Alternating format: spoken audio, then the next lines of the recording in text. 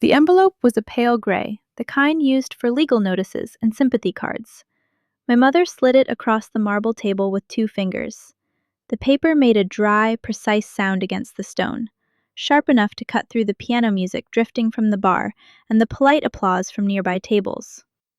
We were at a riverfront restaurant in Chicago, all glass and soft lighting, the kind of place where waiters say "congratulations" without waiting to hear why.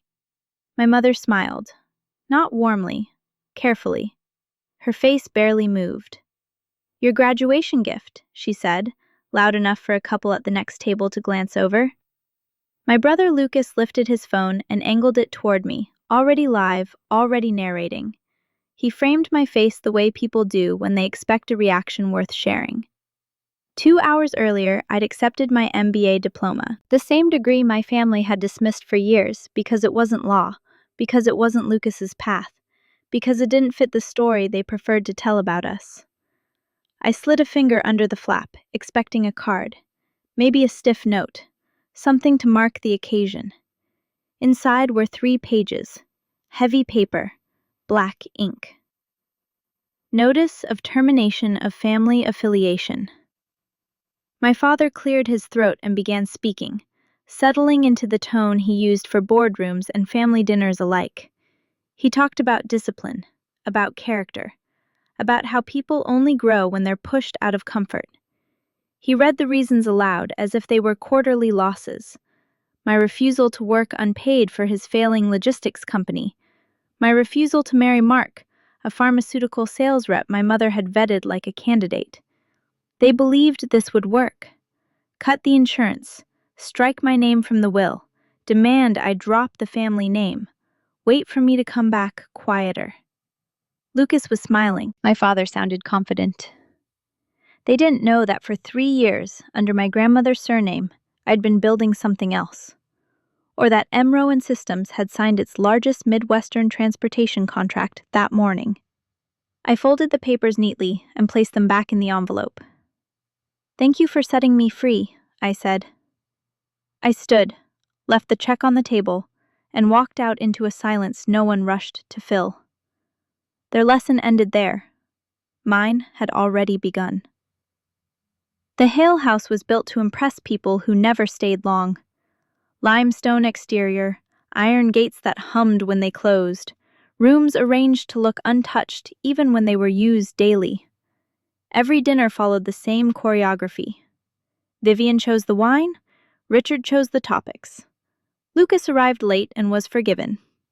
I sat where there was space. Decisions were never discussed. They were announced. Career paths, relationships, appearances, even silence had rules. Speak too much and you were ungrateful. Speak too little and you were sulking. I learned early how to nod without agreeing, and how to keep my hands folded so no one would comment on them. I was the wrong design from the beginning. Not dramatic enough, not obedient enough. I asked questions that slowed conversations down. I chose classes that didn't match the family plan. When I said I wanted to study systems and operations instead of law, the room went quiet, the way it does when someone breaks a glass. No one rushed to help clean it up. Lucas never had to explain himself. He moved through the house like it already belonged to him. Top-tier law school acceptance letter framed on the wall before he graduated. Internships arranged through friends of friends. Dinners where senators shook his hand and asked what he was working on now. He learned early that the future would wait for him. Richard decided I should work for him after college. Not a job exactly, a lesson. Unpaid assistant, long hours, no title. He said it was about gratitude, about understanding where I came from. I organized spreadsheets, answered emails, listened to him explain the same failures in different words. When I asked about compensation, he looked genuinely surprised, as if the idea had never crossed his mind. Vivian handled the rest. She believed problems could be solved by pairing them with the right person. Every few months, another dinner appeared on the calendar. Mark again. Same polite smile. Same questions about stability. Pharmaceutical sales. Company car. Benefits package. He spoke in bullet points. Vivian watched my face closely, waiting for relief to appear. It never did. The contrast was never hidden. Lucas drove a new BMW the month after passing the bar. Family gift. His apartment downtown was purchased outright, close to the firms Richard approved of. I drove the same aging sedan I'd bought used after college. I paid my own rent. I learned how to stretch groceries across a week and how to fix small things myself so I wouldn't have to ask. At dinners, it showed. Lucas talked about cases and connections. I was asked if I was still figuring things out. Richard once leaned back in his chair and looked at me the way people look at broken furniture. "You're a flawed version," he said, "and flawed versions get phased out." The sentence landed quietly. No one argued. Vivian adjusted her napkin. Lucas didn't look up. That was when I stopped trying to be corrected.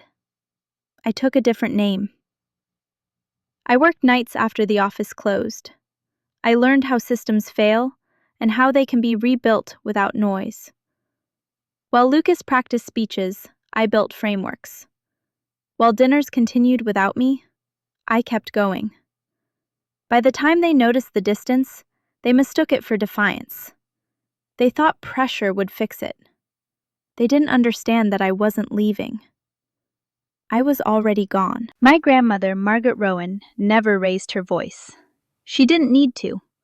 When she spoke, people leaned in without realizing they were doing it. Her house smelled like lemon oil and old books. The clocks there ran a little slow, or maybe time just behaved better around her. She was the only one who watched instead of correcting. When I explained ideas at the kitchen table, tracing diagrams on scrap paper, she didn't interrupt. She asked one question at the end, always the right one. Not about whether something would impress anyone, about whether it would hold. She died quietly. No spectacle, no final performance. Just a winter morning and a room that felt suddenly unfinished. Before that, though, she called me in close. Her hand was cool and steady. "Don't ever let family money turn you into family property," she said. Then she smiled, the small kind, and closed her eyes. I took her name because it fit. Rowan. It didn't announce itself. It didn't belong to a dinner table or a donor list. It gave me space. When I filed the paperwork, no one asked questions. The point was not to be seen. The point was to work. For 3 years, I kept my head down. I rented a small office with bad lighting and reliable internet. I wrote code late at night when the building was quiet and the city sounded distant. Supply chains don't sleep, but they do repeat themselves. Patterns emerge if you're patient. Bottlenecks, redundancies, failures disguised as tradition. I built a system to watch those patterns without interfering, then to predict them, then to correct them before anyone noticed there had been a problem at all. No dashboards for executives, no buzzwords, just clean logic and quiet efficiency. I tested it on small clients who paid on time and didn't ask for my last name. Daniel Wu found me through a mutual contact who knew better than to use email. He showed up with a notebook and asked if I'd built the routing algorithm myself. When I said yes, he didn't ask why I was working alone. He asked how I planned to scale without breaking it. Daniel had run engineering teams larger than my entire floor. He knew how companies look from the outside, how deals get done without revealing who's actually in the room. We agreed on clear roles. He would be the face. I would be the architecture. He spoke in meetings. I listened to servers. We didn't rush. We waited for the right pressure points. Mid-sized carriers struggling with margins. Regional fleets drowning in legacy software. Companies too big to fail, but too slow to change. When they asked for demos, Daniel showed them results. When they asked who built it, he said, "Our team." Contracts followed, then renewals, then referrals. The system didn't just move goods faster. It made problems disappear quietly, which is what executives really pay for. By the time larger firms started asking questions, the platform was already embedded in workflows they couldn't afford to unwind. I held the core, the part everyone needed, but no one could replicate without starting over. Margaret would have liked that. Ownership without spectacle, control without noise. When the first major transportation group signed on, the announcement used neutral language and a placeholder address. No photos, no interviews, just numbers that worked and systems that didn't fail. I kept my name off the paperwork, not out of fear, out of preference. Family money never touched it. Family expectations never shaped it. What I built couldn't be claimed at a dinner table or revoked with a speech. It belonged to me, and that was enough. By the time my grandmother's name was fully absorbed into my life, the distance between me and the Hale house had become structural, not emotional, structural. The kind that doesn't announce itself, but makes return impossible without demolition. I wasn't surprised when I learned they hadn't stopped trying to reach inside what I was building. I was only surprised by how early they'd started. I found out sideways, the way these things usually surface. An administrator I barely remembered asked to meet for coffee near campus, long after my MBA had been earned and shelved. She spoke with the careful neutrality of someone recounting a weather event. Years earlier, she said, there had been concerns raised during my program. Not formal complaints, not on record, just inquiries, from family, about my emotional stability, whether I was under psychological strain, whether accommodations might be necessary. Nothing actionable, she assured me. The degree stood, the file was clean, but a note had been added. Later, another piece slid into place. A former classmate forwarded me an email chain meant for someone else. It arrived without context, then disappeared with an apology. I'd already read enough. The language was familiar. Vague concern wrapped in professional courtesy. Severe stress indicators. Difficulty cooperating. No diagnosis, no accusation. Just enough ambiguity to slow progress without leaving fingerprints. They hadn't wanted to stop me outright. That would have required ownership. They wanted friction. Something the institution could blame on process. Lucas took a more direct approach. A man contacted me under the pretense of consulting work. He asked questions that drifted away from business. Where I lived, who I saw, whether I traveled alone. He asked the same thing twice using different words. When I didn't fill in the blanks, he stopped calling. I found the invoice months later while reviewing a vendor list connected to Lucas's firm. Private investigator. Short engagement. No findings. There was nothing to document. I worked. I went home. I stayed unremarkable on purpose. While they were looking outward, their own infrastructure was thinning.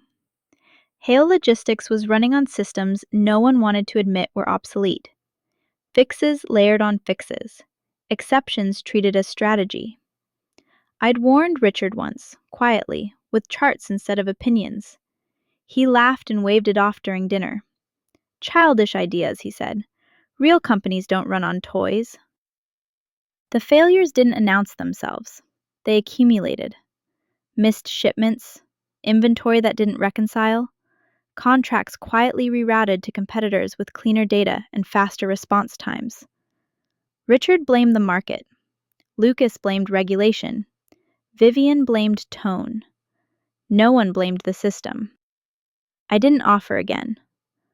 The sentence that stayed with me came later, in a hallway, spoken without ceremony. Vivian thought I was already gone. If we'd never had her, she said, none of this would have happened. It wasn't anger. It was calculation. As if I were a defective input that disrupted an otherwise stable model. I didn't respond. I wrote it down. By then, the pattern was clear. They didn't leave marks because they didn't need to.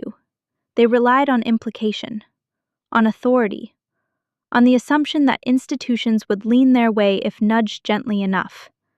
When that failed, they waited. What they missed was time. How long I could work without recognition, and how fragile their own structure had become. Hale Logistics didn't collapse in a headline. It sagged. Clients left without comment. Costs rose without explanation. The board asked questions Richard couldn't answer without admitting how far behind they were. When consultants finally arrived, the repairs required were no longer cosmetic. I watched from a distance, not with satisfaction, with alignment. They had tried to erase me quietly. What they hadn't considered was that absence becomes visible eventually. And when systems start failing, someone always looks for what's missing. By then, I was no longer part of the equation. When systems start failing, denial is usually the first response. After that comes urgency. By the time Hale Logistics reached the second phase, the phones were ringing more often than invoices were being paid. The loss of their largest regional client wasn't announced. It showed up in smaller ways. Fewer trucks moving through the yard, meetings scheduled and quietly canceled, a consultant flown in for a week and never mentioned again. The kind of panic that doesn't raise its voice, but rearranges calendars. They needed technology, not an upgrade, a replacement. Something that could be installed without admitting how far behind they'd fallen. Something that worked quietly. That's how the inquiry reached us. It came through Daniel, forwarded without comment. A formal request for proposal from Hale Logistics, stripped of personality, heavy on urgency. Legacy systems, integration challenges, immediate stabilization required. They had no idea who had built the platform they were asking to license. The name on the header didn't trigger recognition. It wasn't meant to. Daniel read it twice before calling me. "They're desperate," he said. "I know," I replied. The data already told me that. We agreed to proceed as usual. No shortcuts, no favors. Daniel handled the meetings. I stayed off camera. The terms were non-negotiable. Full system access, audit rights, long-term lock-in, performance benchmarks that shifted responsibility where it belonged. If it failed, it wouldn't be because of us. Richard led their side of the table. Older now, tighter around the eyes, still confident in rooms where confidence used to work. He asked the right questions, but too late. When Daniel walked them through the projections, the room went quiet in the way it does when numbers stop being abstract. The contract came back signed within 48 hours. Implement moved fast. The system corrected routing errors they'd normalized for years. Inventory began reconciling without explanation. Missed deliveries stopped missing. The panic eased, replaced by cautious relief. In meetings, Richard spoke with admiration about the company that had saved them. He called the founder brilliant, rare. A mind like that didn't come along often, he said. Someone who understood logistics at a level most executives never reached. At one point, unguarded, he laughed and added, "I wish my daughter had half the ability of whoever built this." Daniel didn't react. He never did. I heard it later, secondhand, filtered through someone who thought it was harmless. It landed exactly where it was meant to. Not as an insult, as a conclusion already accepted. I didn't feel satisfaction or anger, just a tightening, the kind that happens when a pattern completes itself. The system kept running. Hale Logistics stabilized enough to stop asking questions. The trap wasn't technical, it was structural. They were now dependent on something they didn't understand, controlled by someone they couldn't see, bound by terms they couldn't renegotiate without unraveling everything they'd just saved. They thought they'd found a lifeline. What they'd done was step inside a framework built to hold weight without revealing who designed it. I signed nothing. I appeared nowhere. The company continued to perform exactly as promised, and for the first time, the imbalance was no longer theoretical. It was operational. Dependence has a way of exposing everything else. Once Hale Logistics stabilized, the attention shifted outward, the way it always does when internal panic subsides. People started replaying old footage, rereading old moments with new context. That was when Lucas's graduation live stream resurfaced. At first, it circulated quietly. A clip passed between law students. A comment here, a caption there. Then it escaped its original audience. The framing changed. What had once been celebratory now looked rehearsed. The camera angle, the timing, the envelope, the way Lucas smiled while someone else was being cornered. Viewed without family loyalty, it didn't read as pride. It read as something colder. The legal community notices patterns, especially when they're recorded. Someone filed a complaint, anonymous but detailed. The State Bar Association requested documentation, then clarification, then formal interviews. Ethics panels don't rush, but they don't forget either. Questions were raised about professional conduct, about public behavior unbecoming of someone seeking licensure, about the use of humiliation as spectacle. Lucas assured everyone it was nothing. Misinterpretation, context stripped away. But context was the problem. The more footage circulated, the less explanation helped. The engagement ended next. No announcement, just a line removed from a bio, a ring no longer visible in photos. The political family involved cited differences in values. That phrase does a lot of work when no one wants details. The firm followed shortly after. Lucas was called into a glass-walled office and asked to resign before the review became public. They framed it as a pause, a chance to regroup. He cleared out his desk the same afternoon, boxes carried past associates who suddenly found reasons not to make eye contact. Vivian reached out to me the following week. She didn't acknowledge any of that. She never did. Her message focused on image, on unity, on how families pull together during difficult seasons. She said it would mean a lot if I came home, just for a while, just to show support, to help steady things. I read it once, then again. The wording was careful. No apology, no admission, just the assumption that I would return to absorb what needed absorbing. I declined. I didn't explain. Explanations invite negotiation. I said I was unavailable and wished them well. After that, the call stopped. Lucas disappeared from public view. No more panels, no more commentary. His name drifted out of conversations that once centered on him. It wasn't dramatic. It was administrative. The kind of erasure that happens when institutions quietly decide to move on. Hale Logistics continued operating. The system held. Meetings ran smoother. The company regained enough footing to avoid collapse, but not enough to restore confidence. They survived, which was all they'd aimed for in the end. I watched from a distance, the same way I always had. Not with triumph, with completion. The balance had shifted without confrontation. No raised voices, no declarations, just consequences aligning with choices that had already been made. Vivian never wrote again. Richard didn't try. Lucas didn't reach out at all. The silence that followed wasn't empty. It was resolved, and for the first time, there was nothing left for me to step away from. Silence has weight when it settles in properly. After Lucas faded from view and the calls stopped coming, things moved into maintenance mode. Hale Logistics didn't recover so much as it stabilized, enough to function, enough to avoid questions they didn't want to answer. That was when the rollout meeting was scheduled. Full implementation, final verification, a room full of executives, consultants, and people whose job it was to nod at the right moments. I attended as planned. No announcement, no introduction, just another badge clipped to a blazer that didn't stand out. Technical support. The title was accurate. I was there to make sure nothing broke. Richard arrived early, older than the last time I'd seen him. Not slower, just tighter. He walked past me without hesitation, eyes already scanning the room for someone important. He didn't look twice. I hadn't expected him to. The meeting started on time.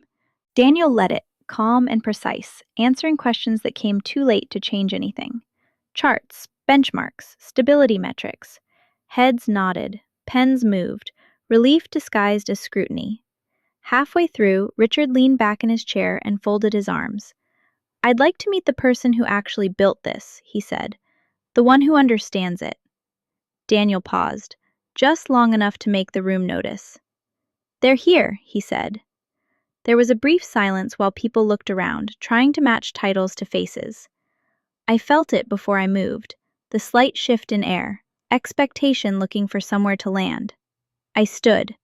I reached up and unclipped the badge. The plastic made a soft sound when it hit the table, too loud in the quiet that followed. "I'm here," I said. Then, because accuracy matters, I added, "Your flawed version." The room went still. Not dramatic, just empty of motion. Someone's pen stopped mid-line. A screensaver flickered behind me. Richard stared. His mouth opened, then closed. For a moment, he looked genuinely confused, as if the room had rearranged itself without warning. Recognition came later. Slow. Reluctant. He searched my face for confirmation, then for denial. Neither appeared. "This isn't funny," he said finally. "It's not meant to be," I replied. No one spoke. No one intervened. There was nothing procedural left to hide behind. Daniel broke the silence, professional as ever. "Claire Rowan is the lead architect of the system," he said. "She holds the core rights. Any questions about functionality should go through her." The word Rowan landed differently. It always did. Richard sat back. The confidence he'd brought into the room didn't leave all at once. It drained, piece by piece. He glanced around, looking for support that didn't come. This wasn't a family dinner. No one adjusted napkins. No one changed the subject. "You said," he started, then stopped. I didn't help him finish. There was nothing to explain. The system was working. The contract was binding. The dependencies were already in place. The room understood that much. Understanding doesn't require emotion, just clarity. The meeting concluded shortly after. People gathered their things quietly, avoiding eye contact the way people do when they witness something irreversible. Richard remained seated until the room emptied. When he finally stood, he didn't look at me again. I clipped the badge back onto my jacket and walked out. The truth hadn't needed volume. It hadn't needed timing. It had waited, patiently, until there was nowhere left to stand except in front of it. Truth doesn't always end things. Sometimes it just clears the room. After the rollout meeting, there were no confrontations, no calls, no attempts to revise history. Hale Logistics continued operating under the system as contracted. Payments arrived on schedule. Communication stayed formal. Professional distance did the work emotion used to do. The next development came through registered mail. Margaret Rowan's attorney requested my presence for a formal reading of an addendum to her estate. Not the will itself. That had been settled years earlier. This was a clause held in reserve, activated only if certain conditions were met. Conditions that, until recently, had been theoretical. The meeting took place in a narrow office that smelled faintly of paper and furniture polish. No family present. Just the attorney, a witness, and a single folder laid neatly on the table. Margaret had been precise. Painfully so. All assets held under her name, property, liquid accounts, equity interests, were designated to pass to me in full. No trusts, no intermediaries, direct ownership. But the condition was explicit. The transfer would only execute if I had been formally and irrevocably disowned by the Hale family. Not estranged, not ignored, legally severed. She had anticipated resistance. She had anticipated denial. She had not trusted sentiment to do the job. The clause included a safeguard. Any written declaration of disownment, if authenticated and delivered in a public or witness setting, would satisfy the requirement. I didn't say anything. I didn't need to. The attorney slid another document across the table. A copy of the termination notice from my graduation dinner. Pale gray envelope, 3 pages, signatures intact, date and location clearly marked, witnesses identifiable, recorded. What they had framed as discipline had met the standard for abandonment. Margaret had built the trap long before anyone realized there was something to fall into. She understood how families like mine operated, how pride could be relied upon, how cruelty often comes neatly typed. Within a week, notices were issued. I sent a formal communication to the Hale family residence. 30 days to vacate, no extensions, no negotiations. The property had been held under Margaret's name for years. They had lived there, assuming permanence where none existed. Richard didn't respond. Vivian tried once, through counsel, suggesting mediation. The suggestion was declined. The irony didn't escape me. The paper they had slid across a marble table, confident it would bring me back into line, had completed a circuit they never saw coming. What they thought was leverage had been archived, logged, filed, legally. There was no satisfaction in it, just symmetry. On the final day, I drove past the house once. The gates were open. A moving truck sat in the drive, boxes stacked where dinner guests used to park. The windows looked the same. Houses rarely register change the way people do. I didn't stop. Margaret's contingency had done exactly what it was meant to do. It had converted rejection into clarity, severance into inheritance, noise into proof. The family had made its choice in public, with witnesses, believing it was the final word. It turned out to be the signature that closed everything. After the house was emptied and the paperwork settled, things accelerated in ways that didn't feel dramatic while they were happening. Momentum rarely announces itself. It just keeps showing up. M. Rowan Systems went public on a Tuesday. No bell ringing, no stage, just numbers moving across a screen in a glass conference room where everyone already knew what they meant. The offering was oversubscribed within hours. Analysts used words like quiet confidence and boring in the best way. Logistics doesn't excite people until it fails. We had built something that didn't. The morning after, my face appeared where I'd never expected it to be. A business magazine, glossy paper, clean layout. No dramatic headline, just my name, my role, and a photograph taken against a neutral background. I looked like someone who slept regularly and answered emails on time. That was intentional. I didn't celebrate. I went to work. Richard noticed the change differently. Hale Logistics didn't need to thrive. It needed to function. And it did, because the system allowed it to. Every shipment, every route correction, every efficiency gain flowed through infrastructure he didn't control and couldn't replace without dismantling the company entirely. Dependency is invisible until alternatives disappear. He signed renewal documents without comment, approved invoices without negotiation. The man who had once dismissed digitization as childish now relied on it to keep the lights on. We never spoke. We didn't need to. Lucas's shift was quieter. No announcements, just a resume that stopped opening doors. The investigation never turned into charges, but it didn't have to. Firms don't like uncertainty. He took a retail sales job outside the city, commission-based, long hours, no cameras. I heard about it from someone who thought I should know. I didn't ask where. I didn't ask when. Vivian's world contracted socially before it did financially.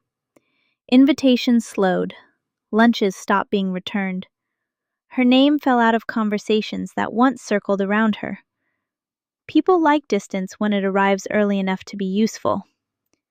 She tried to reposition herself, to explain, to smooth over what couldn't be smoothed. The effort showed. It always does. The reversal wasn't cruel. It was efficient. My life expanded in ways that didn't require correction. The company grew. The team stayed small. I kept my office quiet and my schedule predictable. I learned which interviews to decline and which questions never deserved answers. Success doesn't need witnesses. It needs continuity. Sometimes, late at night, I thought about the graduation dinner. The envelope. the certainty with which they believed separation would break me into something manageable. They'd mistaken proximity for power. They'd confused access with ownership. What followed wasn't revenge. It wasn't even justice in the cinematic sense. It was alignment. Systems performing as designed.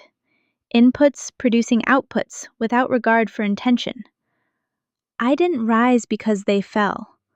We moved in opposite directions because we had always been facing different ways. The world adjusted, slowly, then all at once. And when it was done rearranging itself, there was nothing left to prove. After the world finished rearranging itself, there were a few loose ends. They arrived quietly. Richard's letter came through council.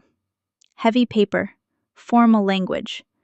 He proposed a partnership, not a favor, an opportunity.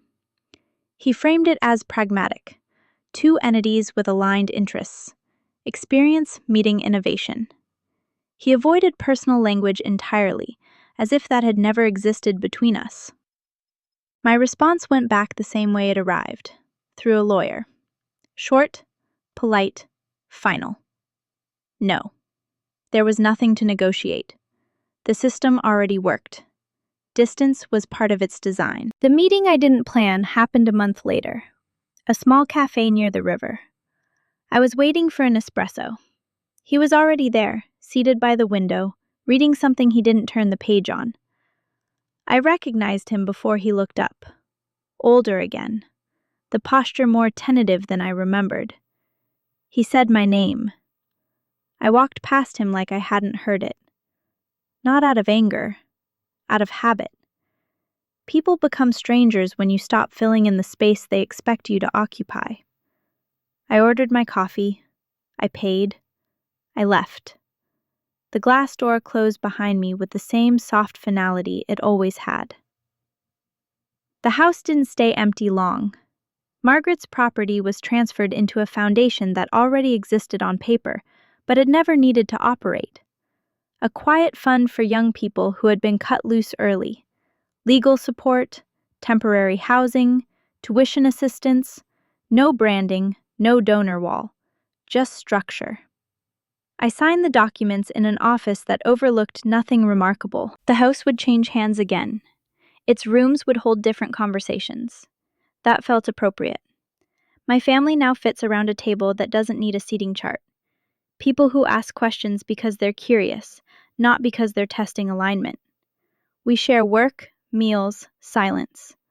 Respect shows up on time and doesn't demand repayment. Sometimes someone brings up the past. Not as gossip, as reference. I listen.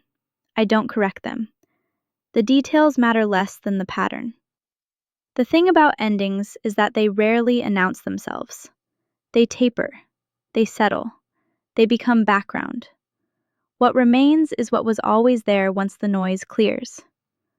I didn't win anything. I stopped participating. There's a difference. When people show you who they are, they're not issuing a challenge. They're giving you information. The mistake is thinking you can negotiate it. I learned to believe them the first time.